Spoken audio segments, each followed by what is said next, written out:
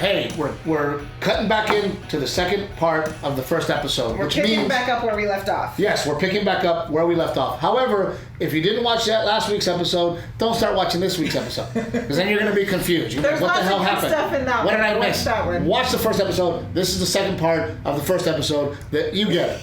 You just made that so confusing. Shut your mouth. Did I do it right? So what were we talking about? I don't know. You got me completely. We stopped the show with the water. Yes, you see, you screwed up the show anyway. Somehow it's my fault. What are we talking about? Alex. We were talking about Alex. Oh, Alex Whedon. Yeah. So here's the crazy of it all. When we were trying to buy the house that we just bought, there was really two options. Yes. And one of the options... We were kind of pot committed on a neighborhood we liked. We wanted this neighborhood because of the school, and there was two options in that neighborhood in our price range, and one of them was more your style. The colors, it's a very pretty kitchen, house. It's beautiful. It's a very pretty house. However, it was a little smaller and kind of funky, and it really didn't fit. We need a flex room for Casa de Treviño. Right. It really didn't fit our needs. So we bought this other house. I'm at the neighborhood swimming pool, and all of a sudden I hear Trevino, and I'm like, oh crap! Like I'm over here in my freaking swim trunks, and I don't want to talk to a fan right now, right? And it was Whedon. I'm like, what's up, Alex? We just moved into the neighborhood. Oh man, I go, wow, which house? He's like, so he gives me the address. I'm like, that's the house Renae wanted. You were like, oh shit, now I'm gonna have to paint our house. I wasn't thinking that at all, but apparently you are. But actually, and then when Alex said, well, that room is perfect for my music room, I'm like, that made perfect sense. Fits your needs. Yeah. Right? I'm glad we didn't get that house. So anyway, catching back up with Alex, and Alex being in Miranda Lambert's band, he's used to coming into town and having to put people on the guest list, right? And it was so funny when we start talking about that, and he's like, the worst is when they call you and they're like, where do I park? Like, you park where everybody else parks. Like, there's not a special parking spot for you, but it's always friends and family that are the problems. Yeah, well, they want to know that they're special, and they want to feel special. Right, so then Alex was like, he's like, hey man, he was so sweet. He's like, okay, so, I'm coming to the show tomorrow, right? I'm like, yeah, dude, you're on the list, and, I go, there's an issue, just text me. I won't text you. Like, I won't bother you, and I know where to park, and I'll do this, and I'll do that. I'm like, okay, right? So Alex ends up at the show, front row, and it's just so funny because... Did you have him placed front row, or did you just accidentally end up front row? Oh, I thought that was so funny. Somebody just put him front row. But again, like, he didn't want any special treatment. Yeah. He didn't text me the whole day, right? He just figured it out. Yeah. And then it was so sweet because we're like, well, man, come back and have a drink. Or, I don't have to. Are you sure? And I'm like, no, like, come back. So it was cool to have Alex there and to have that conversation. And by all means, I don't want friends and family to watch this and be like, oh my God, I'm that guy. Yeah. I love taking care of my friends and family. Yeah. However, if you want to know what time the show starts, check the website. The same amount of time it took you to text me, you could have checked the website. Yeah. But I'll get like, don't call me like, hey man, what time should I be there? What time's the show? Where do I park? And I'm like, guy, you can't figure that shit out? I've got a show to do. Like, it drives me crazy. But it was awesome. Yes, it was a really It turned out to be a wonderful night. And then my titties were sweating first show. Yes, so we had to dry your shirt. We had to dry the shirt so that I could wear it again for second show. Because people don't, am I not the king? It's called continuity. And continuity means that everything has to be the same, right? So if we're going to film 2 shows and I had a cup in my hand, we better have the same cup. In the same hand. In the same hand. Yeah. So that when we edit, you can, you make sure that it all matches. Right. So if I walk on stage and I have titty sweat, on the second show, then we can't match the titty sweat. Yes. So I get on stage and Rick's like, oh dude, titty sweat. What are we gonna do about the titty sweat? And because I'm me, I only bring one shirt. Yes. Like most people, they buy like 4 of the same shirt, right? Because that would make sense. But Rick, he was literally pulling out his shirt for what he was gonna wear, like minutes before you left. Because I had like shirts laid out, and you were like, no, I know what I'm wearing. And like, I remember when I did Comic View, going back to that experience. I'm the only non-black guy on the show. Yeah. So there's like me and 3 other black dudes, right? Uh-huh. And I'm sitting there, and it's almost showtime, and all the dudes I'm doing the show is like, hey dude, you gonna wear that? What's your outfit? Your outfit! And I'm like, oh my God, that's good. I'm like, I'm wearing this, right? And they're like, but you're gonna get it all wrinkled, right? So then one of the dudes he's on a chair, and he's putting his pants on so that he doesn't wrinkle them, and he's like slipping into them on the chair so that they don't hit the ground and wrinkle. And I'm just there like this, and they're like, all wrinkly. Yeah, you're just gonna wear that? And I'm like, yeah, I'm just gonna wear this. But again, I have to be me. Yeah. And I have to make sure that when we do these specials, it's very important that I come across as me and my family and who we really are. Yeah. We did not make Garrett wear the tuxedo. Yeah. We weren't like, hey dude, you should wear a tuxedo. I thought it was gonna be hot as hell for him to be in a tux jacket. And it fit him perfect. Yeah. If this thing was filmed 6 months from now, it wouldn't work. Yeah. You'd have to give it to me. But it turned out to be these little cowboy boots. It turned out to be such a wonderful. And you know what? And your dad and your mom have been so stressed out. They're trying to figure out what's going to happen with them, and I feel like me and your dad are drinking buddies. We're party buddies. Yeah. And for the past 6 months, I haven't had a drink with your dad. Your dad and your mom have just been different and stressed. And so last night, to see your mom and dad, that night, Saturday night, to see your mom and dad enjoying it, having a good time. Your dad let loose. Yeah. They stayed afterward and hung out. I was surprised they stayed out that long. Miss Dora, you can always count on Miss Dora. Yeah. Miss Dora's there, Miss Dora's like, everybody's taking shots. She's like, and mine? Where's mine? Don't leave me out, right? So it was so nice to see your parents hang out. However, I did miss my dad and Sarah. They weren't there. Yes. Arthur wasn't there. My 2 beautiful sisters, Victoria and Kinney, they usually come. Yeah.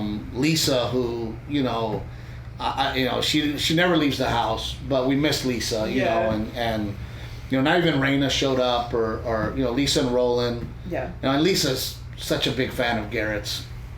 She loses her mind when it comes to Garrett. So, to not have them there, it kind of bummed me out, but it was just one of those things where everything happened so fast and things were moving so fast. I mean, Friday we got there and we had all planned. We had like a pre-production meeting on Friday. Right, and we all had planned to hang out after, and we ended up at pre-production for much longer.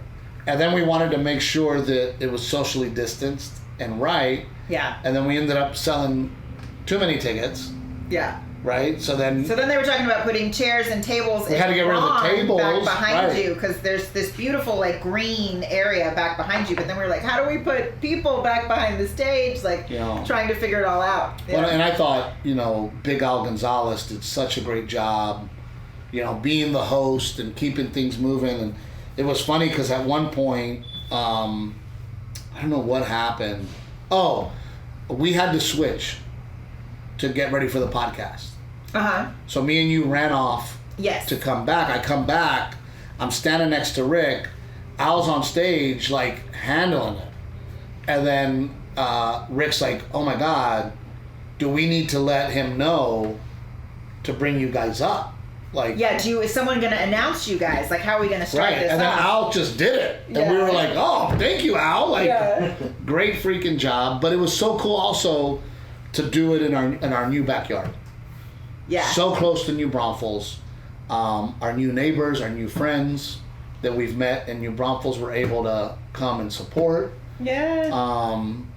You know, the fact that space exists so close to where we live, kind of out in the middle of nowhere, is pretty impressive, kind of mind blowing. I'm gonna be so bummed when they don't have any more time for us, because you know what I mean. Like it's such a state of the art facility. As soon as people find out that place exists, they're gonna kick us to the curb, and they're gonna be like, Steve and who? Or no, I'm sorry, Renae and who? No, Pitbull's recording here, and Mariah Carey's recording here. We don't need you losers, because it's amazing. And the staff. But the audience didn't get to see all that because we filmed outdoors. But inside, there's a whole sound studio, video production studio. I don't know how you and Lisa don't become best friends. Oh, she's amazing. She is a lot like you. Lisa runs Fisher Studios. She's sort of the studio manager. Dude, but she is like, it's hard to explain her because she is Mrs. On time and she's prepared, but she's also relaxed and she's also able to hang out and have a laugh and not make you feel uncomfortable. And you know, she was just so. She's great. She reminds me a lot of you. Yeah. In the fact that she's very organized, but she has a warm feeling about herself. Yeah. You know what I mean? Like she's just so. And then I thought you were gonna say she reminds me of you, but less bitchy. Well, yeah, because I'm not married to her. I'm sure whoever's married to her is like, oh, they're talking nice about you. They don't know you at home. But you know, they were just so accommodating. Yeah. You know, and then afterwards, because we all partied. You know, your brother, Jeff and Don. Oh, yeah. We had friends coming from California. You know what I thought was really cool? So we have friends from California who usually always meet when you're in Vegas. Right. Like they're at all the Vegas dates. And because of COVID and Vegas hasn't happened, I thought it was really cool that they decided, you know what, we're going to fly in and we're going to be there for the taping. That was neat. You know, and Jeff and Don, they're always so thoughtful. And they brought a cake. Yes. Right, with our pictures on it, with our faces on it. So we all got to hang out afterwards, and then I was like, all right, it's already 3 a.m. I'm like, all right, we all got to go, right? And we all start cleaning up, and we're throwing it in a trash bag. And your dad's like, hey, we can't leave this trash here. And I'm like, Dad, as long as it's in a trash bag, we're good. Oh no. And your dad like put it in the back of the truck. Did he really? And drove off with the trash. Like no evidence. Like we don't want them to know that we partied. No, my dad just kept saying, I want a place like this when I retire. And my mom too, they were like, oh, this is all we need. Meanwhile, it's like this beautiful state-of-the-art facility in the middle of the Texas. Well, I mean, no, they can do it without the freaking sound studio, right? But it was awesome, man. And for me, there's always a relief. Like, first show, I wanted to get the show. Yeah. I wanted to make sure that I had a beginning, a middle, and an end. I got all the jokes, all the order. You were following those cue cards. Right. Like, yeah. And then second show, it's like, fuck it. Let's fly, man. And, you really felt and then I had time. I felt like I had time to open for myself. You know, so I went out there and I did some other jokes, made fun of the situation, what's going on, and I just kind of I needed that, let's relax. Yeah. Right? And, you know, Jim and Jake and Philip were all backstage, and I had a little shot before the second show. Yeah. You know, a little Crown Royal shot. Which you usually don't drink before the show, so I was surprised you had a shot. Yeah, I was a little baby. And, no, I know. You told him, just pour me a little one. So they poured him a little one, Rick, and then he goes, oh, that's not enough. Pour a little more. No, like a little one for me. Not like a normal little one. Like, make a little one for me. Which, by the way, we finally pried Terry over. Because Rick's like, no, like, we have to have a drink. And same thing Rick did to Terry. He was like, and Terry, he's like, don't give me a little bitch shot, bro. I mean, you're gonna bring me over here. But I don't think people understand how hard the crew works. Holy cow! Well, outside in the Texas heat, like we didn't film till nighttime, but they were out there setting up. Sit down. I mean, I ended up that day with 22,000 steps. On your watch? On my watch. That's what I ended up. And I got to sit, and I got to have some downtime, right? These guys... Running around. Rick is drenched in sweat, looking all disgusting and gross. But and then it's hard because I'm like, hey Rick, I go, come and relax a little. He can't. He doesn't have time. There's no time. There's so much going on. I mean, that schedule was so between starting with the promos and then filming those 2 shows and turning over the audience. Like there was no. The sound guys, the light guys. I mean, everybody works so hard and they're on their feet all day. And then even when they're grabbing lunch, you see them, and you guys are like eating. By the way, Los Fantanas. Yes. Catered. Amazing job. They're our friends in New Braunfels. Go visit them. And I mean, dude, like you guys, I'm like, hey guys, are we gonna eat together? No. And, I mean, these guys are flying back out. Yeah. And people don't realize, and they're gonna, what they see on camera, when they see this special, they're gonna go, oh my God, it looks beautiful. Yeah. They have no idea how much work goes into making it look like that. Yeah. And I'm just so appreciative of and then by the way, our night finishes and it's drinks time. Yeah. And these guys have to load out. They still have at least another hour of loading out. All the cards that they have, they have to keep track of. We had a drone guy and a drone. Oh, those shots are going to be beautiful. And those are going to be really cool. You'll get to see, the beautiful Texas Hill Country. And then you were so nervous because your makeup girl. Oh, the day before, my hair lady, who usually does my hair, got shingles. She called me. You're going to put it all out there like that? I have shingles. You're going to put it out there like that? I didn't say her name. Oh, she's got herpes. No, I'm just saying. It's not like she got an STD. It's not like I'm saying she got something gross and dirty. No, she got sick with shingles, and that they say is like one of the most painful things in your life. And she was like, Renae, I'm so sorry, but she's like, I think I should probably just stay home and rest and take my meds maybe. I don't think it's a good idea. I was like, yeah, no, it's not a good idea. You should stay home and rest and take your meds. No, definitely. But Lisa got us a makeup girl that she knew, that the studio knew. She was awesome. Clutch. Marisol. Marisol was so sweet and nice and accommodating and. She did me all up. I walked in. Oh yeah, dude. Your reaction was not a good husband reaction. So you get your makeup done. Yes. Right? Yeah. It's so funny to me. Either it's that or we were so tense and so mad at each other. But you had gotten your makeup done. Yes. And then you walked in the room and I see you and I go, whoa. And then she was like, what do you mean, whoa? What do you mean, whoa? Yeah. What? It wasn't like a whoa. It was like a whoa. It was no, I wasn't. It's been so long since I've seen you without a beard. And Shut your mouth. But I was like, I was like, oh wow. It was like an oh wow. She looked beautiful. No, but then you didn't follow it up with you look beautiful. You didn't let me. You followed it up with that's a lot of makeup. No, you didn't let me. Immediately you were like, what? What? No, and because your hair was like all done up. I had some big Texas hair. Yeah. You had the big hair, and and I was like, whoa. And then this one, what? I'm like, dude, not what? I just saying, wow. Like you look great. And then, which by the way, how many times have you filmed?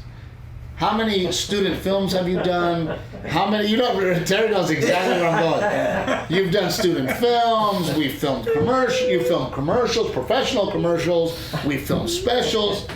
How did you not know that you can't wear white? Listen, maternity clothes is terrible. And I was having a really hard time finding something to wear. Y'all, I have like 5 dresses in my closet right now that were possibles for the show that I have to take back and return.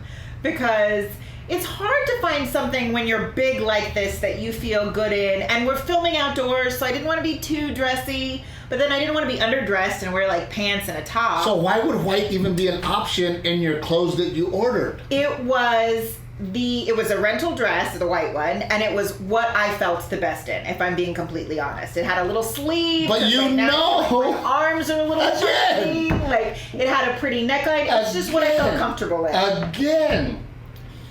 You know. Not to wear white on camera. I know, but we had this whole green backdrop behind us, but it was dark, so that didn't matter. I see her, Terry, I walk in, and I see her in white, and there's a lot of it. And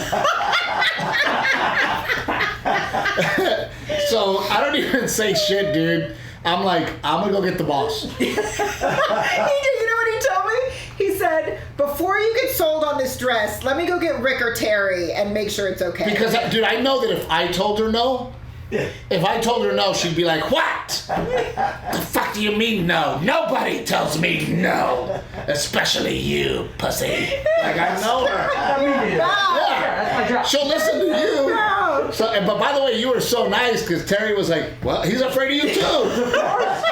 Dude, even Terry was like, well, I mean, I'll make it work if that's what she wants to wear, but he wouldn't even look at you in the eye. I'm just saying, if that's what she wants to do, and I'm like, Terry, so you're saying probably no. That's what I'm saying, that it would be better for us if you do switch it off. But you look great in your pink. Well, luckily I had rented. You're allowed, when you do your clothing rental, you can rent more than one dress. It's part of the package. So I had a backup dress and backup shoes just in case. So we were good. Hold on, I got an issue. The pink was nice, Renae.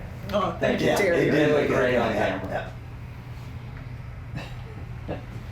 Yeah, you look fantastic. No, but then I felt like after that, then everyone was really sweet about the pink dress, and I felt like everyone was really complimentary about the pink dress because I didn't want to make the fat pregnant lady emotional and afraid she might cry. No, you looked really good, and people were just, they're afraid of you. People are afraid of you, and they, like, dude, Renae walks, and people throw petals for her to walk on.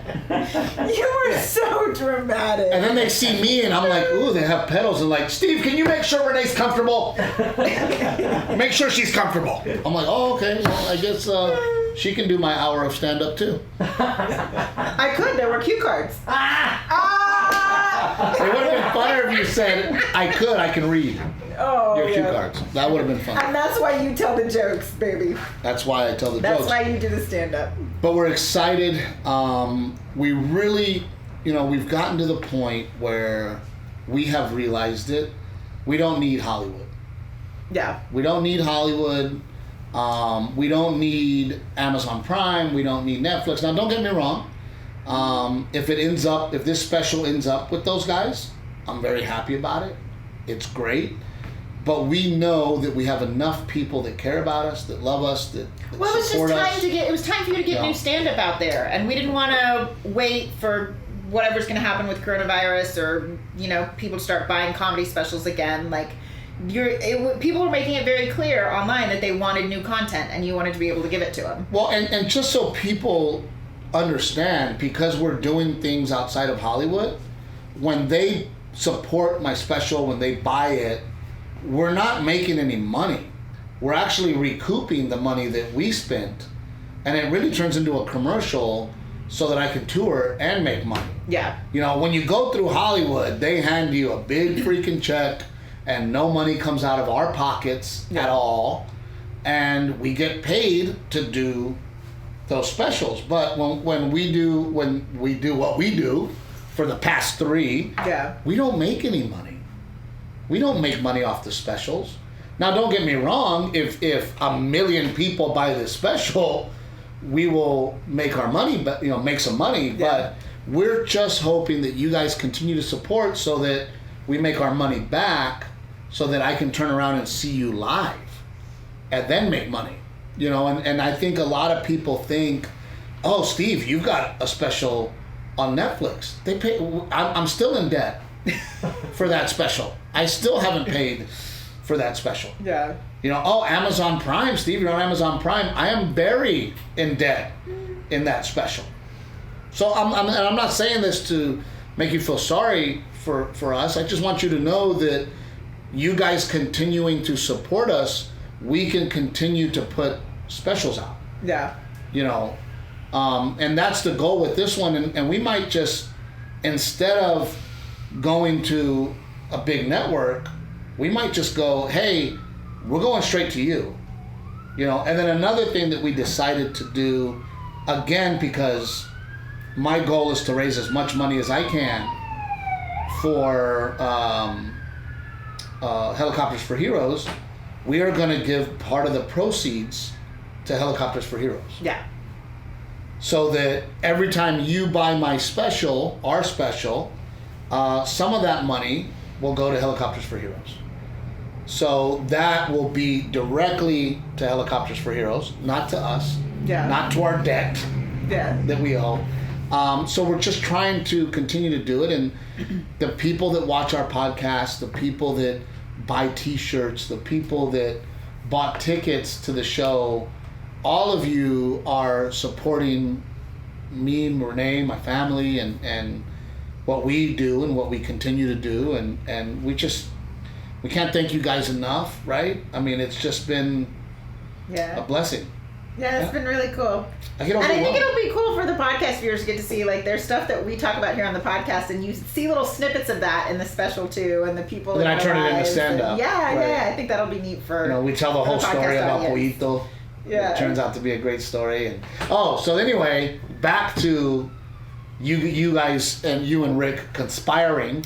Oh, yes. So Steve, he got so worked up. I mean, Rick, he got so worked up when he walked in on you, me, and Brian all talking. He thought we were trying to manipulate him, or we wanted him to do something and we weren't telling him. And I was just talking to Rick about, I bought Steve as a gift. I bought him. Well, let me interject on that. When I've been in the comedy business for 20 years. Yeah. And I have been a part of people manipulating talent.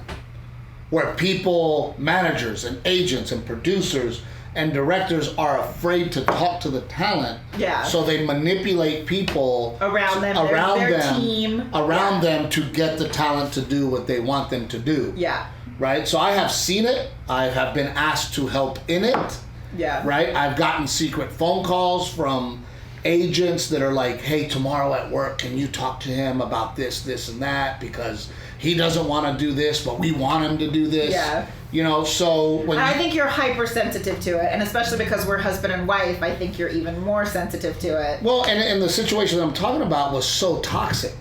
Yeah. Right? The situation that I'm specifically talking about was so toxic, and the managers and agents and writers and everybody was always conspiring behind the talent. Yeah. Right? It was nonstop. The talent wants to do this. We want him to do this. Let's all team up against him to get him to do what we want. And usually it didn't work anyway. Yeah. You know. Yeah. So when you guys were, and I'm like, what, are they doing that to me? I thought you were off doing something else, and then you walked up on the conversation, and it was so blatantly obvious. Like, I know. I walk up, and they're like, oh, nothing, and I'm like, what the hell's going on? Yeah.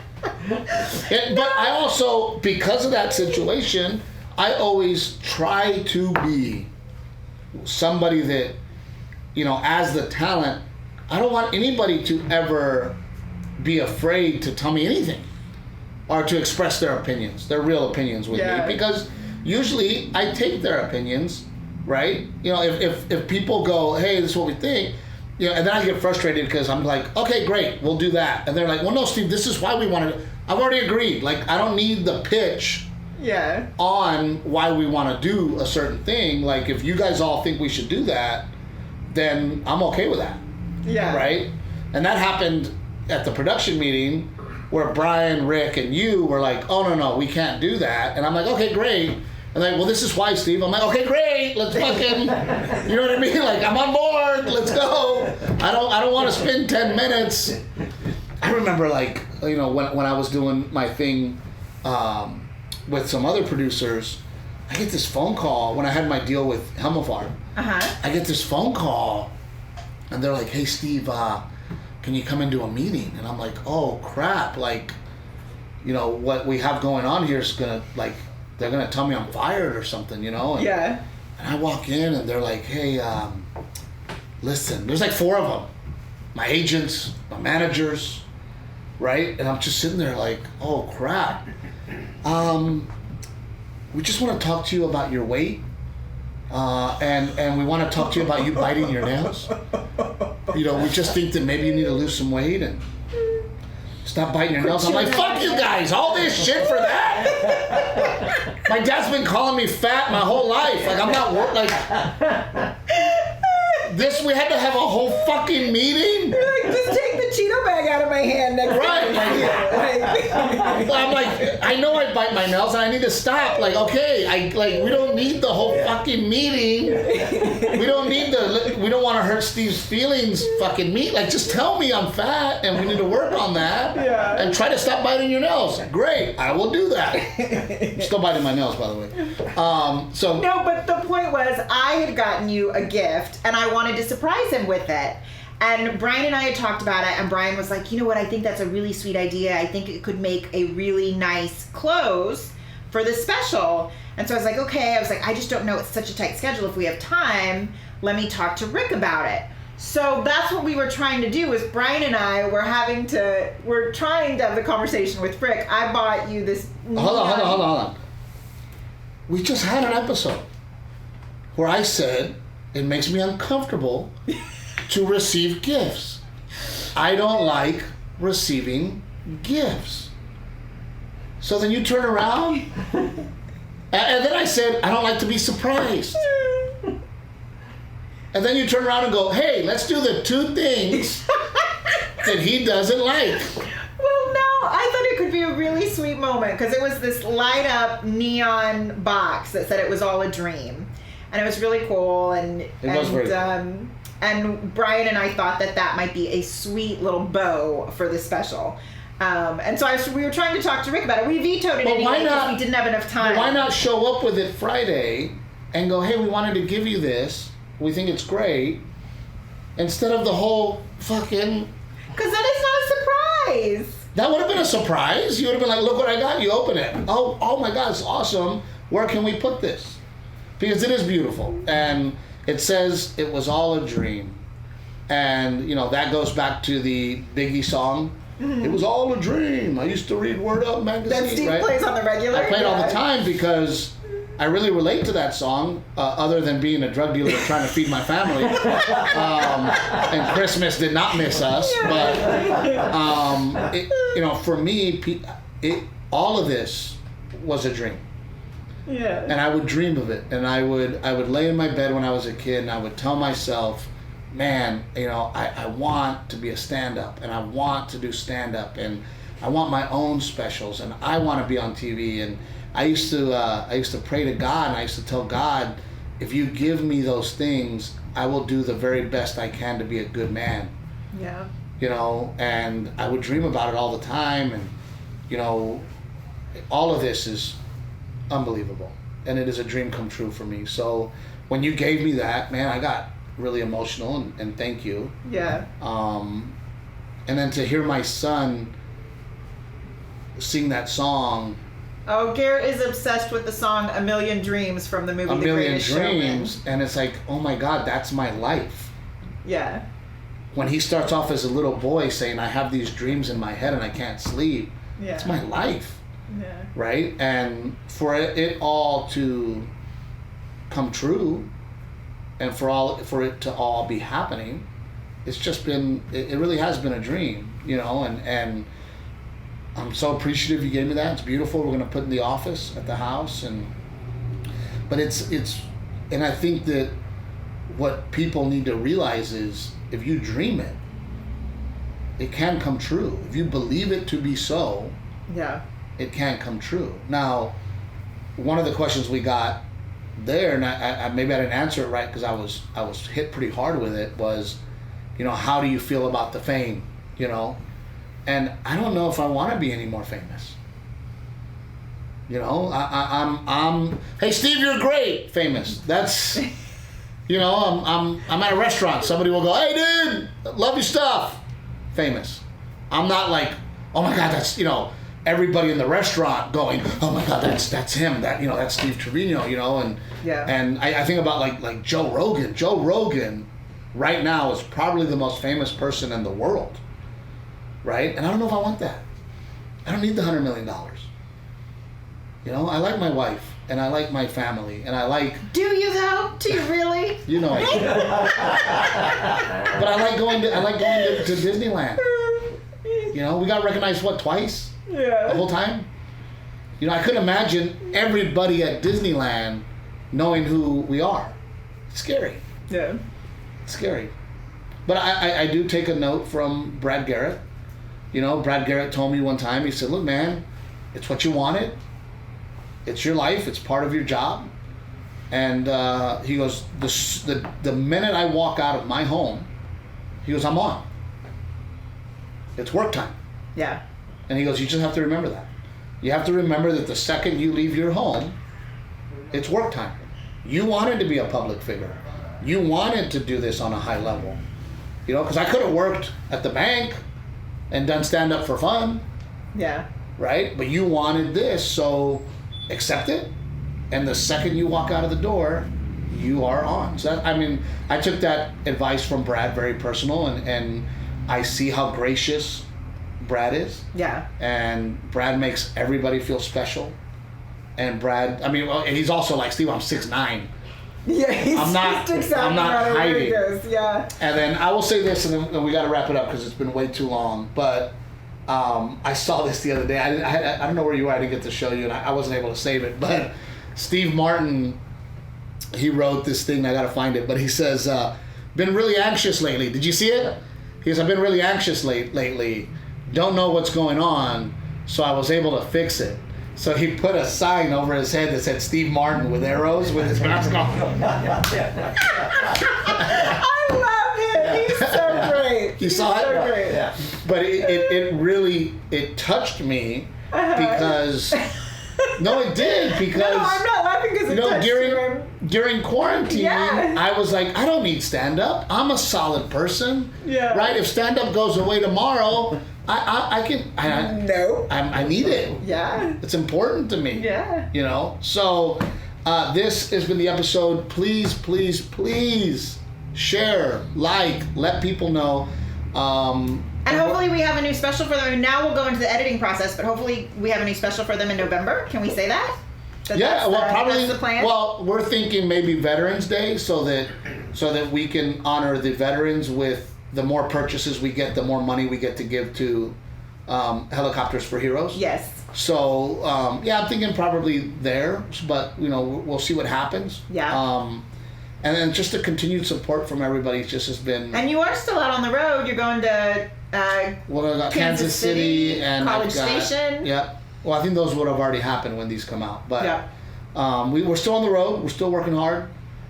Still trying to figure it out because it is a different time. But we're so happy that Aztec Chevrolet got on board. Yeah, that was really cool. If you buy my Camaro, I will personally deliver it to your house. How about that? How about that? How about you buy the Camaro that I'm driving and I will personally drive it to your home and then I will have Captain Evil not cook for you. She'll order food and we'll sit down and have lunch. I will have a fabulous catered meal. But it's beautiful. It's green. It's gorgeous. It has a sunroof. It's the SS. It hauls ass. Freaking awesome. Oh, but just a big thank you to everyone who came out to this weekend. I put Mom and Garrett in the back so we could take a drive. Dude, I would hit the gas and my mom, Mijo, please don't do that, Mijo. You're scaring me. But Garrett loved it. Do it again, Dad. Do it. Garrett's such a dude. He's like, don't be a pussy, bro. Hit that shit. Make it happen, dog. I'm like, whoa, buddy. But I like your attitude. I took him to daycare this morning in it, and he gets in the car and he goes, hey, Dad, now Grandma's not here. We can go fast. But we love you guys. Steve Trevino, Captain Evil Podcast. Keep watching and sharing. We love you guys.